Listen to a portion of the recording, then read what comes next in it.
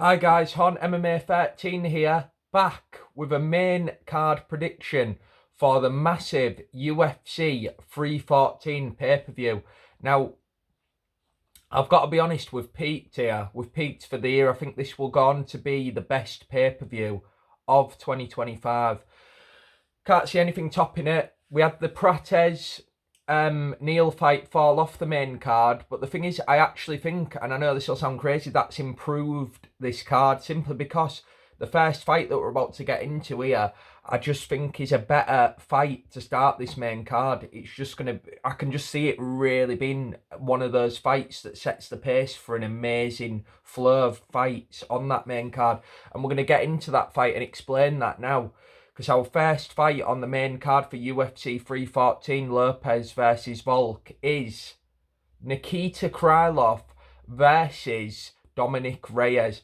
Now, this fight, guys, honestly, I've been looking forward to this one from when all these fights were announced, from before the event was we knew that the Jeff Neal fight was taken off, when this fight was still on the prelims.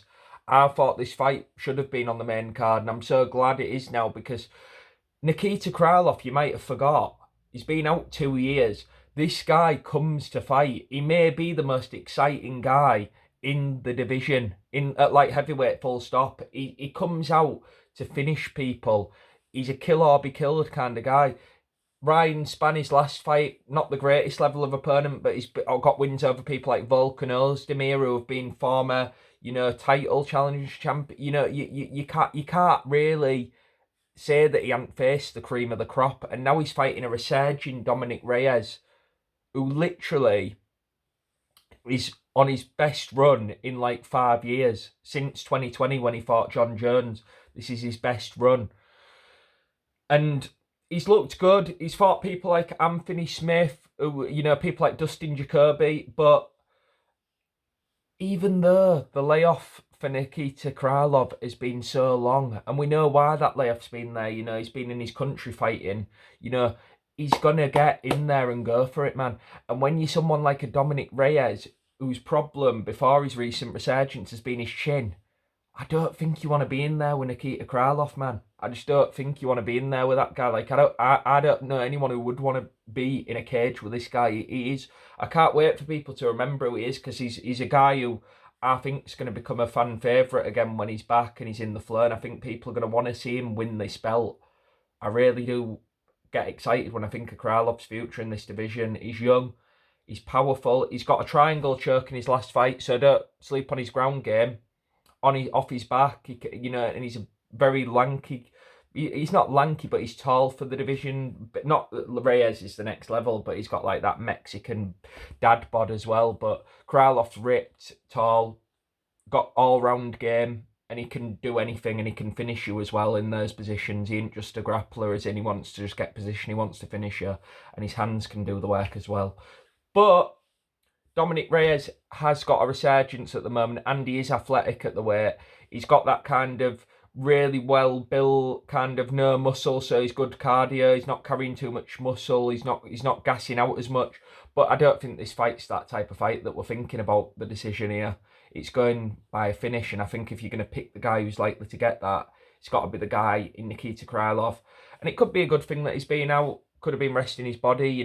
He's been in MMA for a while, so it's not like he's a new guy taking that time off. He's a veteran. I think he's going to get the job done. First round, I'm going to go with a KO, because I don't think he's going to take this to the ground. I just think he's going to come out explosive and get the knockout.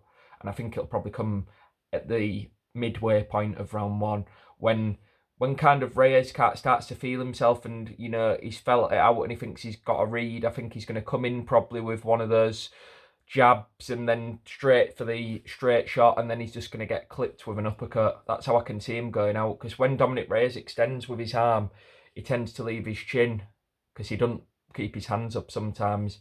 He's got a problem with that. He's been caught in fights before with that as well. That's how he got knocked out in 2 of his performances. So he needs to really, really watch that chin. I don't think he's going to do it, because I think he's facing someone here who's fast enough to capitalise. Moving on. Fight number 2 on the main card. This is amazing. Patricio Pitbull. I think there was an earthquake there. Patricio Pitbull versus one of my favourite fighters at featherweight, Yair Rodriguez. Now, this fight is exciting to me.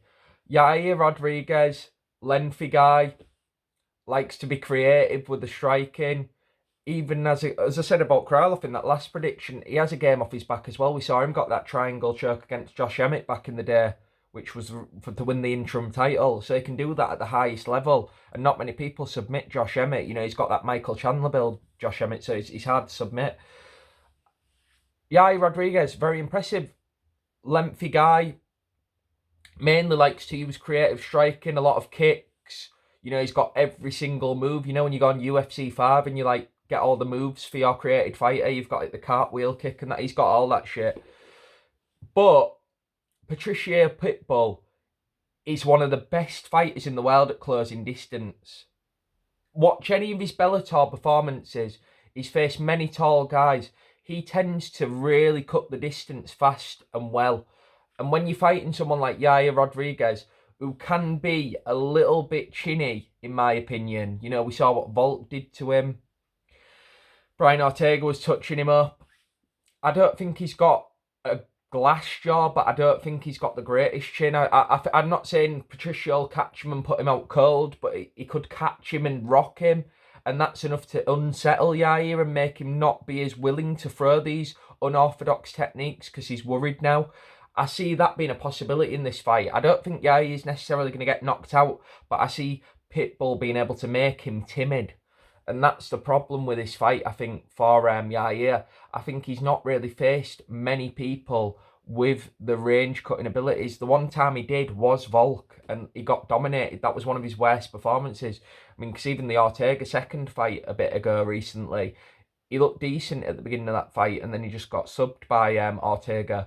But that Volk fight was the worst performance he ever had, and what was it? Stocky little guy who can cut distance well, cut the cage off well.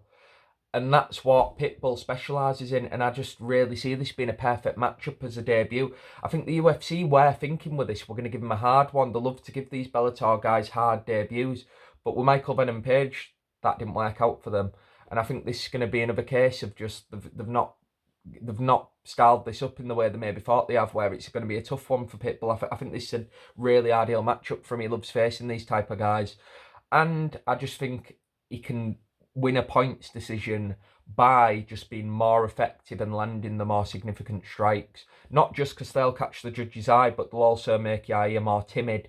So my prediction is Patricio Pitbull to get a debut win. And I think he's going to do it by a 29-28, but a comfortable 29-28 decision. So I'm looking forward to that because I think Pitbull's a real big addition. I'd love to see him with a little stocky guy. You know, maybe him and Arnold Allen. That'd be a good second fight for him. I love this guy. I think Pitbull's going to make an impact in this event, and I think he's going to make his name known that he's not just a Bellator guy. He's a UFC contender. Because this will put him, I believe, number 4, which is pretty impressive. Moving on. Fight number 3 on the main card. This might be the most hyped fight in the past week on this card. Bryce Mitchell versus Jean Silva. Now this one is a banger. Bryce has said some controversial comments in recent times. We're not going to go into them on this video. I do need to keep more track with my news videos. We might talk about that another time. See if Bryce says anything else crazy this week. This fight's just so interesting for me. Forget about the build-up and all the hype and all the bullshit. Jean Silva has not faced a wrestler of this level thus far. And Bryce Mitchell is one of the most effective wrestlers I've seen who also has submission ability, if that makes sense.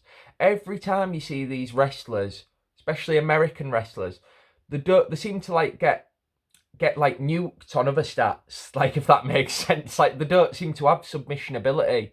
Like they seem to have the great control wrestling. Perfect example would be Grant Dawson, similar type of wrestler. What makes Bryce Mitchell to me more evolved and more elite than that is he's just amazing submissions, man. Twisters. He's had Darce chokes, I believe, in the past. His rear naked choke's good. He's even got a decent guillotine, but he ain't the type of guy who's usually people try to take down, so he don't get to use that often. But he's just such a good wrestler, man, and he's got that submission ability. On the other hand, Gene Silva has been taken down before in one of his fights, and he made his way to his feet immediately. So that shows me that he's got the ability to handle that.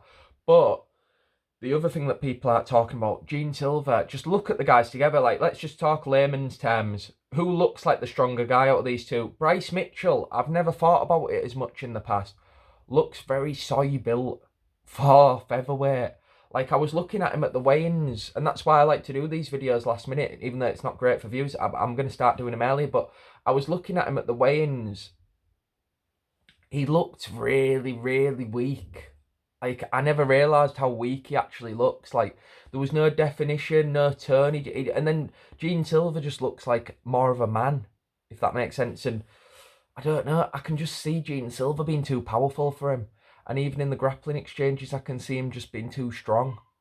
And that might be the most simple way to break this fight down. Because we can go into all the wrestler versus striker, but Gene Silva, we don't know how good his takedown defence is, but I'm guessing it isn't too bad considering the people he trains with. You know what I mean? Trains with people like Baralho, you know, people in the gym who really are good wrestlers. So I'm guessing that it's good enough. But even if he gets taken down, he just looks too strong to me. And the striking differential is just unreal. And Gene Silva, even though he doesn't look the most stocky guy, he's got more of that like athletic build. He's got power, man. And if he catches Bryce, I can see him putting the lights out. So that's my prediction. I think Bryce Mitchell's, he's going to stop the takedowns of Bryce Mitchell in the first round. He's going to start landing some little shots, start, you know, piecing him up. Second round, he's going to land a big bomb and he's going to put Bryce out, unfortunately, because I'm a big Bryce guy, but I can't see him winning this fight, and the weigh-in just confirmed it to me. So, Gene Silva, round 2.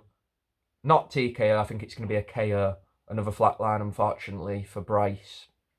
Moving on to the yeah, well, I can't believe we're already at the co-main event, guys. This was a 6-fight main card, but it's a 5-fight main card. They usually get 6. Co-main event of the evening.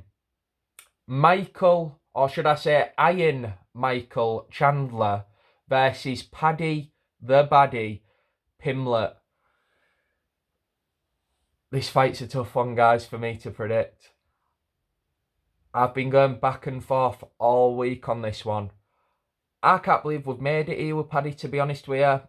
There was times when I just thought there's just been so many trains that have been shut down over the past few years. It seems to have not worked for UFC. Paddy's one of the ones who's like kind of stayed there and maintained the hype somehow after losing it. He's kind of got it back and it's now bigger than ever.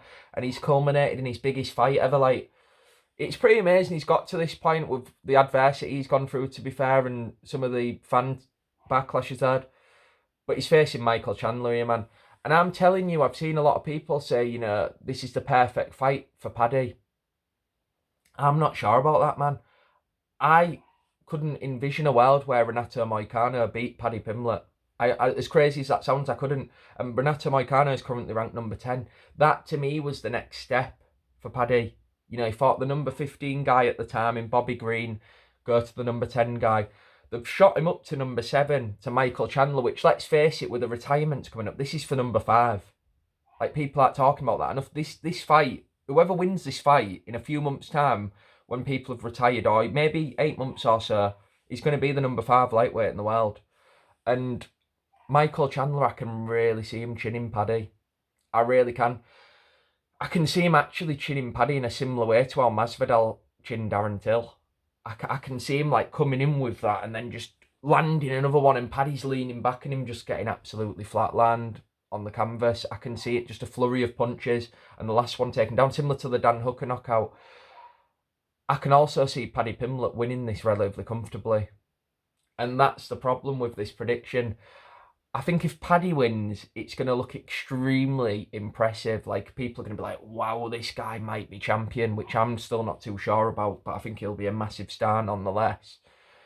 But if Chandler wins, it'll look like Paddy's the biggest bum of all time, because it's just going to be like an embarrassing knockout, which, let's be honest with you, Chandler can do to a lot of high-level people, but people are going to say Paddy's an absolute bum.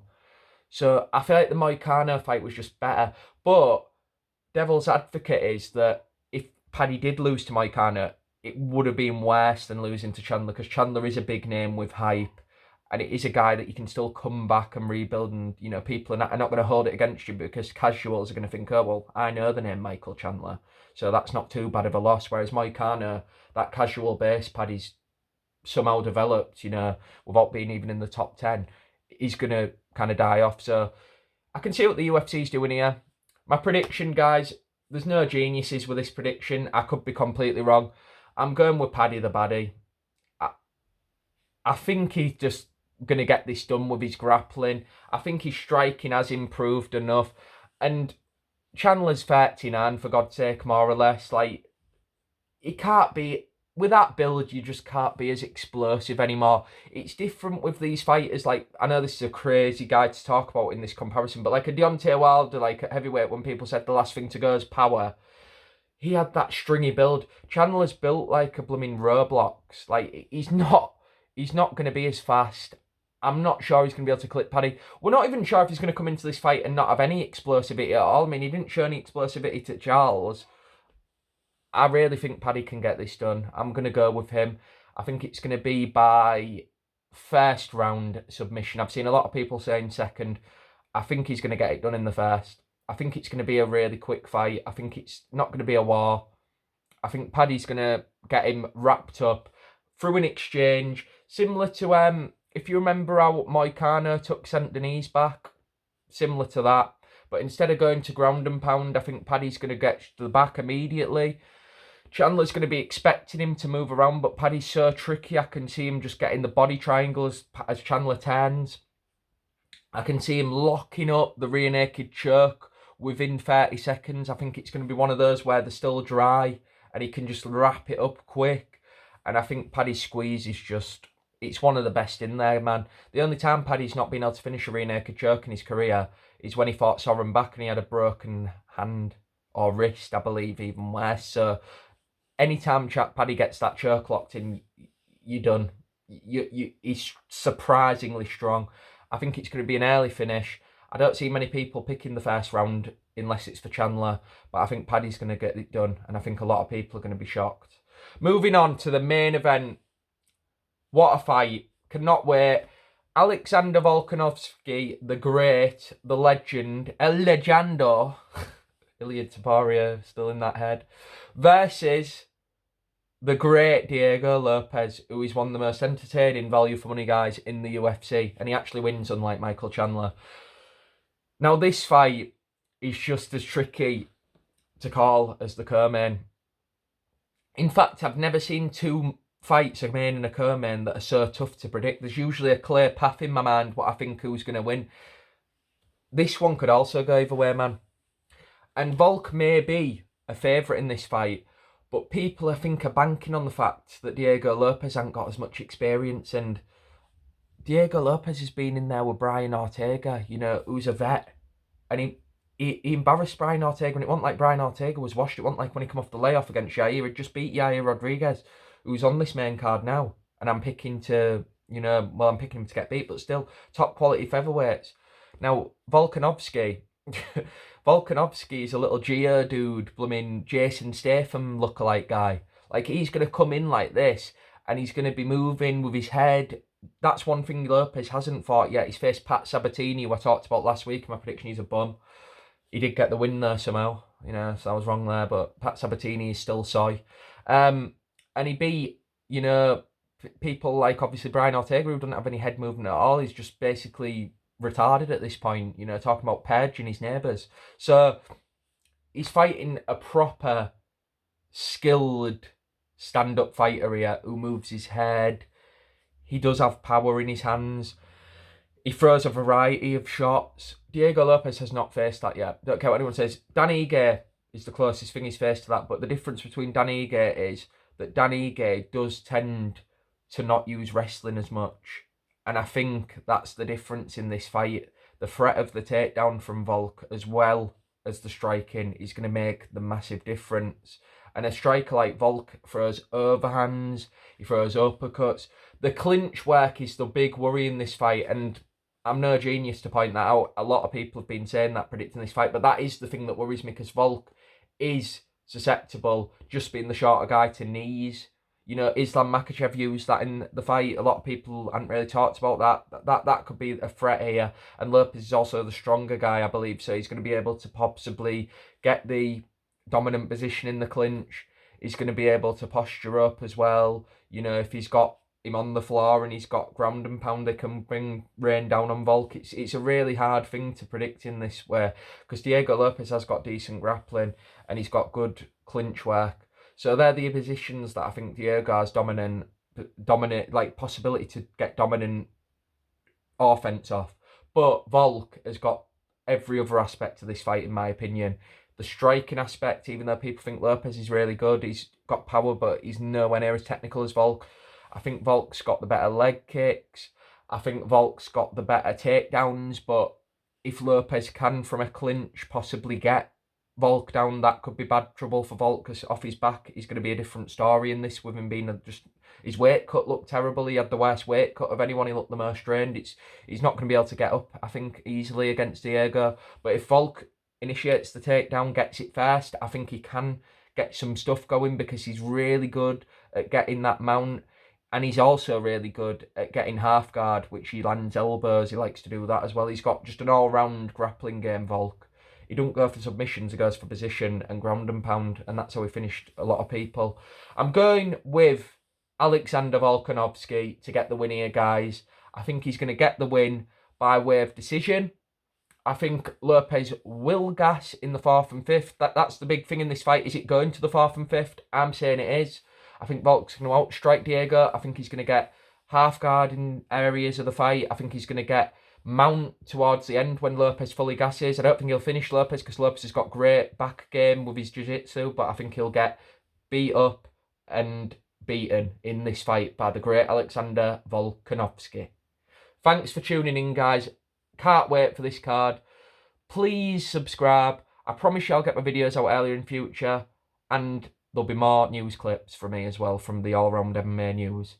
Tune in, watch UFC, and I can't wait to start doing some companions in the future. Thanks.